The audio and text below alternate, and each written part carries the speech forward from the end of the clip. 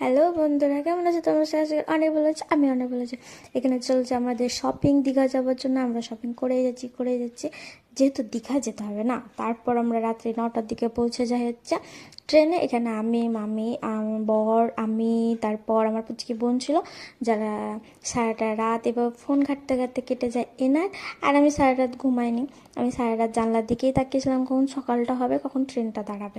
দেন আমরা ভোর 5টার দিকে শিয়ালদা স্টেশনে নামি। ফ্রেশ ট্রেশ হয়ে যাবার পর শিয়ালদা স্টেশনে এতগুলো ভিড় কাটিয়ে ঢং করতে করতে পৌঁছে যায় হচ্ছে শিয়ালদা স্টেশনের বাইরে। শিয়ালদা স্টেশনের বাইরে গিয়ে আমরা ওখান থেকে বাস ধরে যাব হচ্ছে হাওড়া স্টেশন।